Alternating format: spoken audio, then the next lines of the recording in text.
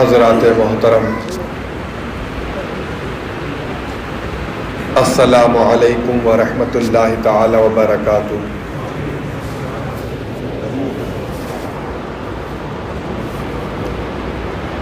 آپ حضرات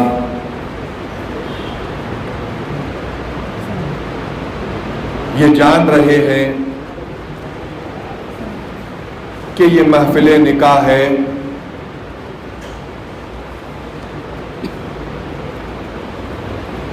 جس میں آپ کی دعوت پر فقیر قادری محمد حماد رضا قادری رضوی مرکز اہل سنت بریلی شریف سے چل کر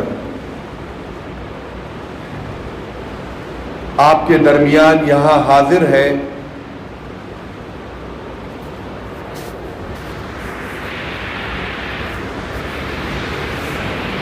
ہمارا جب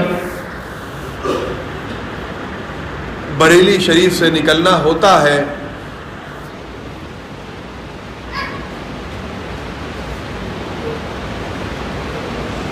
والدہ محترمہ، والد محترم، ان سے ملاقات ہوتی ہے،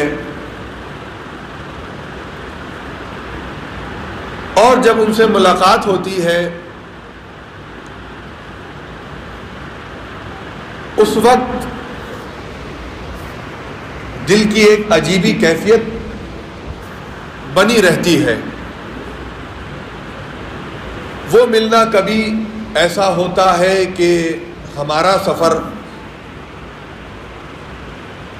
صبح فجر بعد ہوتا ہے، کبھی دن میں ہوتا ہے، کبھی بریلی شریف سے رخصتی رات میں ہوتی ہے۔ والد اور والدہ سے ملنے جاتے ہیں تو وہ پوچھتے ہیں کہ آپ جا رہے ہو؟ ابھی تو آئے تھے۔ پورا مہینہ نکل جاتا ہے، اپنے گھر رہ نہیں پاتے۔ اب اسی مہینہ نومبر میں کل ملا کے اگر دیکھا جائے ابھی کچھ دن باقی ہیں، لیکن 5 روز ہی بریلی شریف میں رہنا ہوا اور 25 دن سفر میں گزر جاتے ہیں، جبکہ میرا وقت بریلی شریف میں ویسے بھی بہت کم گزرا کہ سن 2006 میں میں بنارس چلا گیا پڑھنے کے لیے، اور اسی دوران ہمارے نانا جان نبی رہے اعلیٰ حضرت و استاد زمن ہم شبیہ مفتی اعظم شہزادہ استاد العلماء مخدوم چھتیس گڑھ حضرت علامہ مولانا الشاہ مفتی حکیم محمد سبطین رضا خان صاحب علیہ رحمت و رضوان، اسی دوران آپ کی کمزوری کچھ بڑھ گئی اور اس دوران میں بنارس میں تعلیم حاصل کر رہا تھا، تو ہماری خالہ جان، مجھے یاد ہے حضور قائد ملت علامہ اسجد رضا خان صاحب، آپ کی زوجہ محترمہ کا فون آیا اور مجھ سے کہا کہ حماد ابا حضور کے چوٹ لگ گئی ہے، وہ کچھ گر گئے ہیں غالباً، ایسا ہی بتایا تھا، اور ان کو کمزوری بہت زیادہ ہے، اب انہیں خدمت کی ضرورت ہے کہ کوئی گھر کا فرد ان کی خدمت میں حاضر رہے۔ تو میں تو اپنا سامان میں نے فوراً بنارس سے باندھ لیا اور فوراً ہی بنارس سے چھتیس گڑھ جانے کا ارادہ کر لیا، اور ارادہ تو یہ تھا کہ چند روز حضرت کی خدمت میں رہوں گا، جب حضرت کی طبیعت میں سدھار آ جائے گا تو میں واپس آ جاؤں گا۔ یہ سوچ کر میں بنارس سے روانہ ہوا اور حضور امین شریعت کی خدمت میں پہنچا، اور جب وہاں پہنچا خدمت کے فرائض انجام دیے میں نے حضور کی۔ اب میری عمر بھی کم تھی اس وقت، آج بھی میری عمر بہت زیادہ تو نہیں ہے، لیکن جب میں خدمت انجام دینے لگا تو مجھے ایسا لگا کہ میری یہ جو دنیا ہے اور میری زندگی میں اس نوکری سے بہتر کوئی نوکری ہی نہیں کہ ایک اللہ کے ولی کی خدمت میں مجھے جگہ مل گئی ہے۔ لہذا دھیرے دھیرے میرا دل لگنے لگا وہاں پر، اور حضور کی خدمت میں مزہ آنے لگا۔ دنوں رات میں اپنے حضور کی خدمت میں گزارنے لگا۔ میں نے وقتاً فوقتاً حضور کے انداز کو دیکھا، حضور امین شریعت کے بات کرنے کے طریقے کو دیکھا، اور دھیرے دھیرے دھیرے دھیرے میری کوشش یہی رہتی کہ حضرت جو فرمائے اس پر عمل ہونا چاہیے۔ زندگی میری کہاں پڑی تھی، میں اسے وہاں سے کھینچ کر لایا اور حضور کے قدموں میں اپنی زندگی کو لا کر کے ڈال دیا، اور دل میں یہ ارادہ کر لیا کہ اب وہی کام کرنا ہے، اسی انداز میں رہنا ہے، اور وہی چیز پسند کرنا ہے جو سرکار حضور امین شریعت علامہ سبطین رضا خان صاحب پسند فرماتے ہیں۔ لہذا میں نے دیکھا کہ حضور امین شریعت کانکیر میں رہتے تھے، اور لوگ جانتے ہیں کہ وہ کانکیر کا شہر حضور کے ماننے والوں سے پٹا پڑا ہے، کہ جدھر دیکھو حضور کا غلام ہی نظر آتا ہے، جدھر آپ دیکھیں کہ حضور امین شریعت کے مرید ہی نظر آتے ہیں۔ لیکن انہی مریدوں میں کچھ ایسے لوگ بھی ہوئے کہ جو حضور امین شریعت سے محبت کا دم تو بھرتے تھے، لیکن ان کے فرامین پر عمل نہیں کرتے تھے۔ اس کا اثر یوں ہوا کہ دیکھیے یہ شادی کا موقع ہے، اور میں آپ کو بتانا چاہ رہا ہوں کہ یہ شادی جو ہے، یہ نکاح جو ہے، وہ خالص دینی مذہبی کام ہے۔ اس میں دنیا کے کوئی معاملات یا غیر شرعی کاموں کو اس میں ڈالنا قطعاً ناجائز ہے۔ تو انہوں نے بھی کانکیر شہر میں شادی کری۔ اب غالباً ان کے بچے کی یا بچی کی شادی تھی، مجھے یہ تو یاد نہیں، لیکن اتنا یاد ضرور ہے کہ وہ شادی سبطین رضا مسجد کے برابر میں ایک تالاب ہوتا ہے، ایک تالاب ہے بڑا، اس تالاب کے سامنے ایک گراؤنڈ ہے، وہاں پر یہ شادی ہوئی تھی۔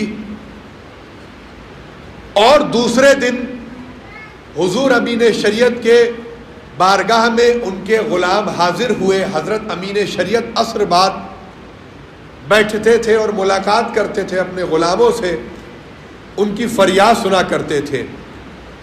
تو دوسرے دن جب لوگ آئے تو لوگوں نے اس شادی کی شکایت کری کہ حضور فلاں جگہ کل شادی میں فلاں آپ کے مرید کے یہاں غیر شرعی کام ہوئے۔ اور انہوں نے بتایا، کیونکہ میں وہاں موجود تھا، انہوں نے بتایا حضور امین شریعت کو کہ حضرت وہاں تو انہوں نے اپنے یہاں شادی میں گانے بجائے، اور عورتیں اور جو مرد ہیں وہ ساتھ میں تھے، مار تمام پٹاخے پھوٹے، ایسے غیر شرعی کام انہوں نے اپنی شادی میں کیے۔ میں نے دیکھا کہ حضور امین شریعت سخت ناراض ہوئے، بہت زیادہ ناراض ہوئے۔ پھر ان سے رہا نہیں گیا، جب اندر تشریف لے آئے گھر میں تو دوسرے دن ہی یہ ارادہ کر لیا کہ اب ہم کانکیر سے رائے پور چلے جائیں گے، کیونکہ حضرت کا ایک مکان رائے پور میں بھی تھا۔ بہرحال حضرت اتنا ناراض ہوئے ان کے اس غیر شرعی کاموں سے، وہ خالص دینی مذہبی کام ہے شادی نکاح جو ہے، اب انہوں نے اس کو کس طرح انجام دیا، ایک اللہ والے کی ناراضگی مول لی ہے۔ آپ سوچئے ذرا کہ اس اللہ والے کی ناراضگی مول لی، اور پھر جس میں اللہ والے کی ناراضگی ہے اس میں اللہ کی ناراضگی ہے۔ تو سرکار امین شریعت کانکیر چھوڑ کر کے رائے پور چلے گئے، اتنا ناراض ہوئے۔ تو ہم بھی دیکھتے ہیں، میرا بتانے کا مقصد یہ ہے کہ ہم اپنے والدین کو چھوڑ کر کے آتے ہیں آپ کے درمیان، ان کی یادیں ہمارے دلوں میں رہتی ہیں۔ اب واپسی کا کوئی ٹکٹ نہیں ہے، اب اگلے مہینے جانا ہوگا بریلی شریف، اپنے والدین کو دیکھیں گے۔ ہم اپنے والدین کی یادیں لے کر کیوں آتے ہیں؟ مسلک اعلی حضرت کے پرچم کو بلند کرنے کے لیے آپ کے درمیان آتے ہیں۔ پھر ہم یہ نہیں دیکھتے کہ آپ کے یہاں موقع خوشی کا ہے یا پھر غم کا موقع ہے۔ ہمارا مقصد کیا ہوتا ہے کہ ہم اپنے بریلی کے ماننے والوں کو یہ تعلیم دے کہ ہمیشہ چاہے تم کہیں ہو، مسلک اعلی حضرت کی پابندی ہونا چاہیے، شریعت پر عمل ہونا چاہیے۔ اب تم نے یہ شادی کی محفل سجائی ہے، لوگ بلا لیتے ہیں ہمیں، ہم دیکھتے ہیں کہ پھر وہاں پر گانے بجتے ہیں، ڈھول بجتے ہیں، بم پٹاخوں سے باراتیوں کا سواگت ہوتا ہے۔ کیا ہم لوگوں کو لوگ نہیں بتاتے کہ حضرت آپ فلاں جگہ گئے تھے، وہاں پر تو ڈھول تاشے بجے، جس قدر شرمندگی کا سامنا کرنا پڑتا ہے، کتنی تکلیف ہوتی ہے۔ ہم تو تمہارے اوپر بھروسہ کر کے تمہاری دعوت پر تمہارے درمیان آتے ہیں، لیکن تم ہمارے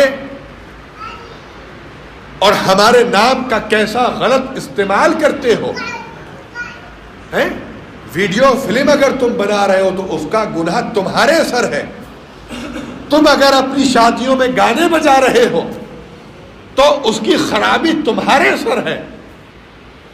تم اگر گستاخ رسول کو اپنی شادیوں میں بلا رہے ہو اور دوسری جگہ ہمیں بلا رہے ہو تو خدارا ہمیں ایسی شادیوں میں نہ بلاؤ، اس کا گناہ بھی تمہارے سر ہے۔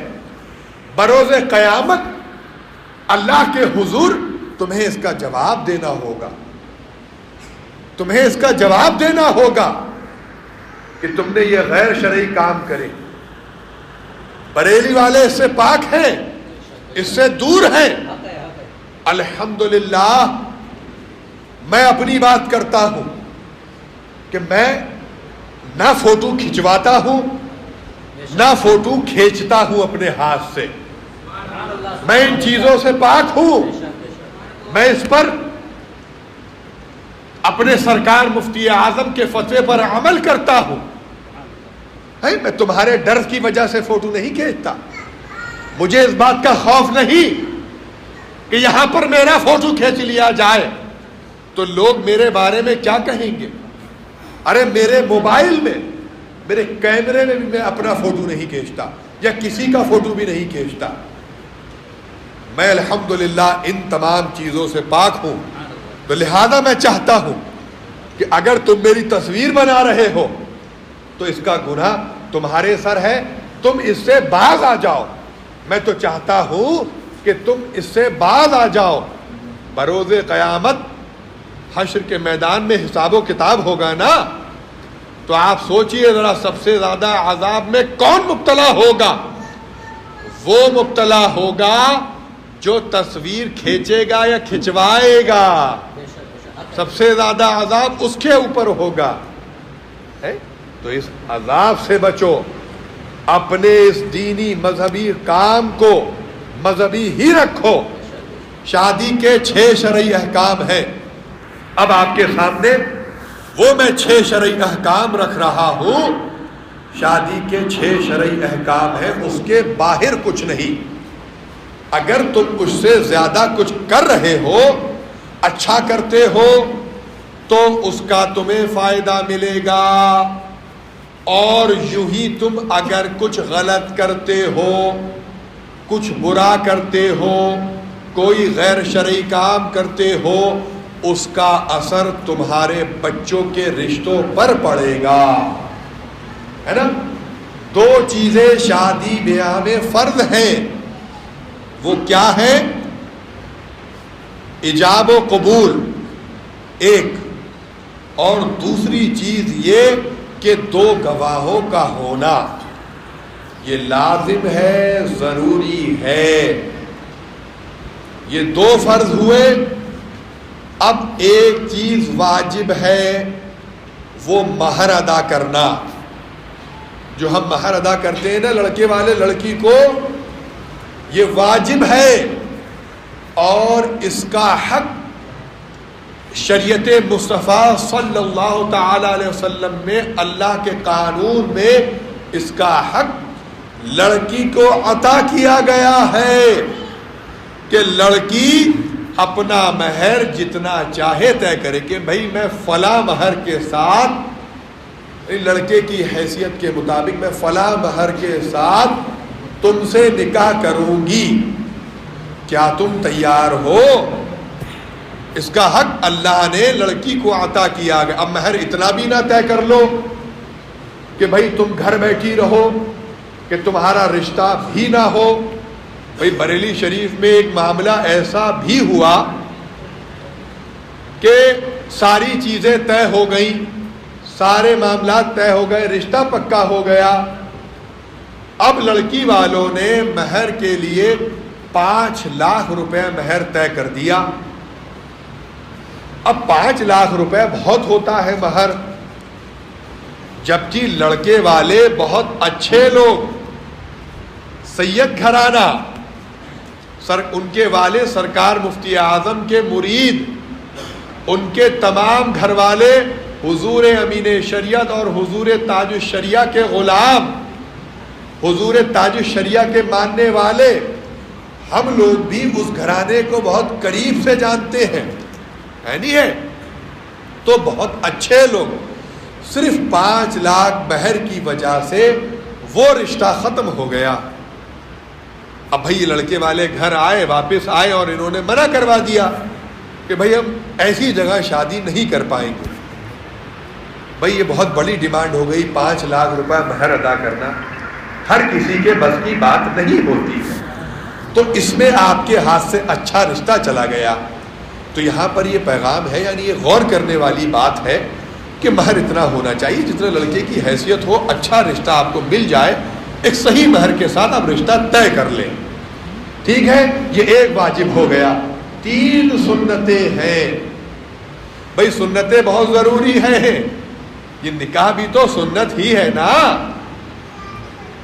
تو خطبہ نکاح جو اب آپ کے سامنے پڑھا جائے گا، جس کا پڑھنا سنت ہے اور سننا واجب ہے، ہر مسلمان پر یہ لازم ضروری ہے جس نے یہ گواہی دی ہے کہ لا الہ الا اللہ محمد رسول اللہ صلی اللہ تعالی علیہ وسلم، جس نے یہ گواہی دی اس پر یہ لازم ہے، ضروری ہے کہ وہ ادب بنائے رکھے۔ ادب میں یہ شامل ہے کہ آپ کے سر ڈھکے ہوں، ہے بھئی آپ جمعے کا خطبہ سنتے نہیں سنتے، عیدین کا خطبہ سنتے ہیں کہ نہیں سنتے، کتنے ادب کے ساتھ سنتے ہیں۔ اب کل جمعہ ہے تو آپ خطبہ سنیں گے نا، تو یوں ہی اس ادب کے ساتھ اس خطبے کو بھی سننا ہے۔ تو یہ ایک سنت ہے۔ تقسیم چھوارا، یہ ہم لوگ جو چھوارا لٹاتے ہیں یہ بھی سنت ہے۔ تیسری سنت، لڑکے والے جو بعد میں ولیمہ کریں گے یہ بھی سنت ہے۔ اب آپ کے سامنے خطبہ نکاح پڑھا جا رہا ہے، لہذا آپ حضرات ادب کے ساتھ بیٹھ جائیں اور خطبے کو بغور ملاحظہ فرمائیں۔